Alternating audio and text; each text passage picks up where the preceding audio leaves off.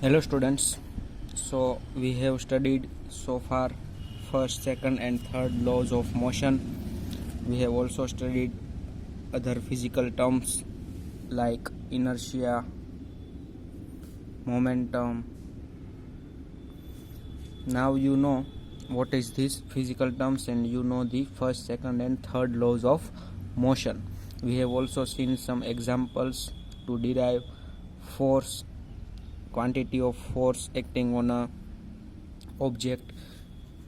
We have also seen that momentum is equal to mass into acceleration.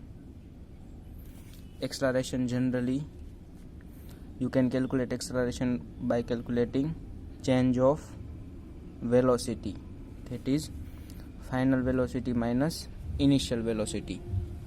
So now we will study conservation of momentum.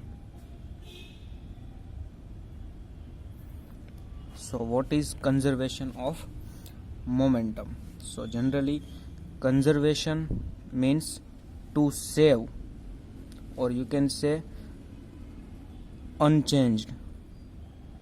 If you save something, it remains unchanged for later on. So here we will study that momentum remains unchanged if there is no external unbalanced force. So here unbalanced force, we now know that if there is a motion of an object or change in motion, like first law of motion says that an object remains at rest, or if it is moving in uniform motion, so it will remain in its original state. If it is moving, it will keep moving. If it is at rest, it will stays at rest if there is no external unbalanced force. So here this law also applies that if there is no external unbalanced force, there will be no change in momentum, or momentum will be conserved. So it says that if there is no external unbalanced force, the momentum of two objects will remain unchanged or will conserve if there is no external unbalanced force. So there is no external unbalanced force. If two objects are there, there is only the force which was there before. We are not applying any external force on the object. So we will study it by mathematical derivation. We will prove it. So this thing which says that if there is no external unbalanced force, momentum of two objects will remain unchanged or conserve, this law or this thing is called as law of conservation of momentum. This law is called as law of conservation of momentum. So there are four laws now in this chapter: the three laws of motion and fourth law of conservation of momentum. So let us study it mathematically. So let us suppose that there are two balls. Ball 1, which is ball A, is having mass A or ma, which is moving with uniform or with initial velocity. So initial means ua.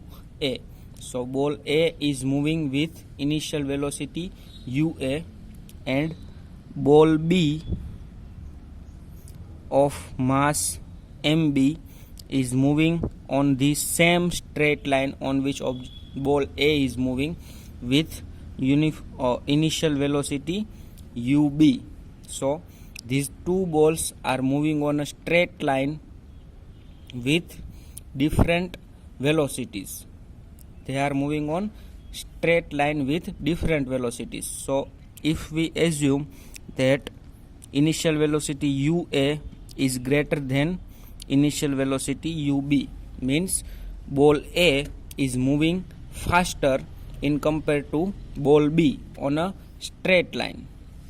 So if on a straight line two balls are moving and this ball A, is moving with greater velocity, so you will see that at some point this ball will collide with another ball, because this ball is moving with lower speed and this ball is moving with greater speed, and they are on the same straight line, so they will collide at some point.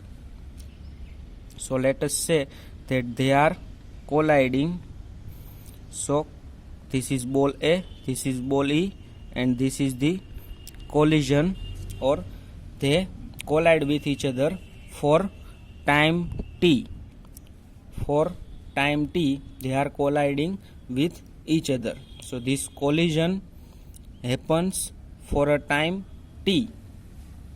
So after collision, the velocity of these two balls will change. So let us say now this MA, or ball A of mass MA, is moving with final velocity A, that is VA, and ball B, which is having mass MB, is also moving with its final velocity VB. So this is the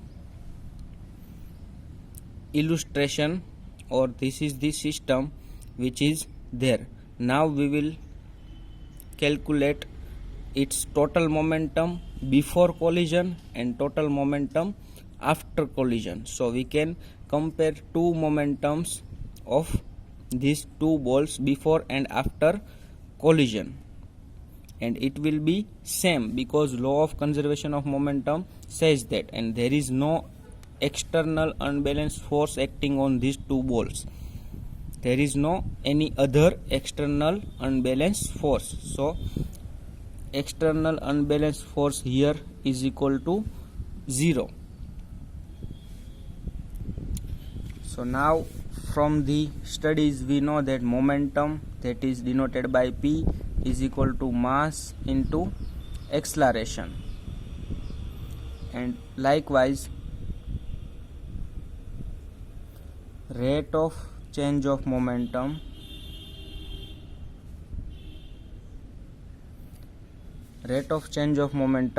means mass into change in velocity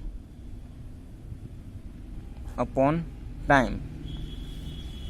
So here in this system, when this collision happens, there will be a force from A on B and likewise from B on A, from third law of motion, that the action will always have equal and opposite reaction. So here force acting on the ball B of ball A, you can say that force exerted by ball A on ball B will be FAB. The force FAB of the ball A acting on ball B. Now third law says that the other object will apply equal force in the opposite direction on the first object. So force of ball B on the force on the ball A will be FBA, but in other direction, means it will be negative in opposite direction, but they are equal in magnitude. So you can say that FAB is equal to negative FBA. Understood? Because third law says us this. So now if we want to calculate rate of change of momentum of these two balls, so we can say that FAB, that is force acting on ball B by ball A, is equal to mass of ball A into final velocity of ball A minus initial velocity of ball A upon time taken. Likewise, force acting on ball A by ball B, that is opposite, will be negative mass mb in bracket final velocity of ball B minus initial velocity of ball B upon time t, because this is the formula to calculate rate of change of momentum. Now we know that this both force will be equal, because third law says that action is equal to reaction but in opposite direction, so this negative sign will be there. So now you can write these two formulas like this, that ma in bracket va minus ua upon t is equal to minus mb in bracket vb minus ub upon t. If you calculate this formula, it will give us that ma ua plus mb ub is equal to ma va plus mb vb. So what is this? ma ua plus mb ub, mass into acceleration, means it is momentum. So it is total momentum of object A plus B before collision, because it is initial velocity. The initial velocity was before collision. This is initial velocity before collision. Here collision happens, and this is final velocity after collision. So here this is the total momentum of ball A and B, and this is the total momentum of ball A plus B but after collision. So this is total momentum of the whole system after collision. This is total momentum of the whole system before collision. So here it says that they are equal according to third law. So you see here, total momentum of the system doesn't change after collision if there is no external unbalanced force, it is 0. So by this you can say that the momentum of or total momentum remains unchanged if there is no external unbalanced force. So this is the law of conservation of momentum. So there are some examples given in your textbook with solutions which will be good for you to understand this law of conservation of momentum. Try to solve them. There are solutions also given, so try to learn them. It will give you better understanding, or it will prove this law again and again with examples of our everyday life. So study those examples and write exercise of this chapter in your fair book. So this chapter is over for us now. So thank you, students.